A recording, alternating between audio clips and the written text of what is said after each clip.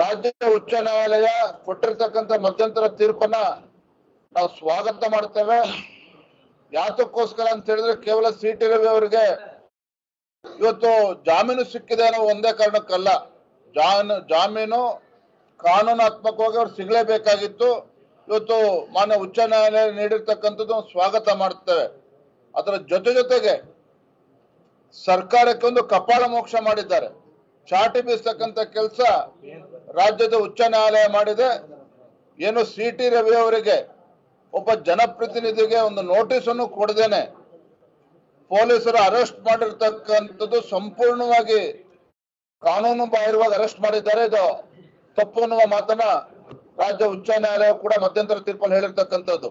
ಒಟ್ಟಾರೆಯಾಗಿ ರಾಜ್ಯದ ಈ ಕಾಂಗ್ರೆಸ್ ಸರ್ಕಾರ ರಾಜಕೀಯ ಷಡ್ಯಂತ್ರವನ್ನ ಮಾಡಿ, ರಾಜಕೀಯ ಪಿತೂರಿಯನ್ನ ಮಾಡಿ ಒಬ್ಬ ಜನಪ್ರತಿನಿಧಿ ಒಬ್ಬ ಸಿಟಿ ರವಿ ಅಂತವ್ರ ಮೇಲೆ ಈ ರೀತಿ ಒಂದು ದಬ್ಬಾಳಿಕೆ ದೌರ್ಜನ್ಯ ನಡೀತದೆ ಅಂತ ಹೇಳಿದ್ರೆ ಪೊಲೀಸರನ್ನ ಉಪಯೋಗಿಸ್ಕೊಂಡು ಇನ್ನು ಸಾಮಾನ್ಯರ ಪರಿಸ್ಥಿತಿ ಏನಾಗ್ಬೋದು ಅಂತ ನಾನು ಹೇಳ್ತಾ ಇಲ್ಲ. ರಾಜ್ಯದ ಜನ ಇವತ್ತು ಮಾತನಾಡ್ತಾ ಇದ್ದಾರೆ. ಮತ್ತೊಂದು ಕಡೆ ಇವತ್ತು ಡಿ ಕೆ ಶಿವಕುಮಾರ್ ಅವರ ಹೇಳಿಕೆಯನ್ನು ಕೂಡ ಗಮನಿಸಿದ್ದೇನೆ. ಬೆಳಗಾವಿಯಿಂದ ಸಿಟಿ ರವಿ ಅವ್ರನ್ನ ಹೊರಗೆ ಬಿಟ್ಟಿದ್ದೆ ಹೆಚ್ಚು ಅನ್ನುವ ದಾಟಿನಲ್ಲಿ ಮಾತನಾಡಿದ್ದಾರೆ.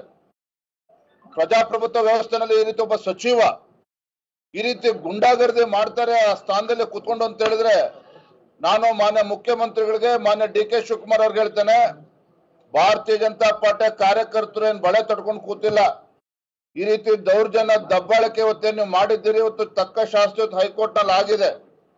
ಈ ರೀತಿ ಗುಂಡಾವರ್ತನೆ ಇವತ್ತೇನು ಮಾಡಿದ್ದೀರಿ, ಮುಂದಿನ ದಿನಗಳಲ್ಲಿ ನಾವು ಎಲ್ಲ ಮುಖಂಡಕ್ಕೂ ಚರ್ಚೆ ಮಾಡ್ತೇವೆ.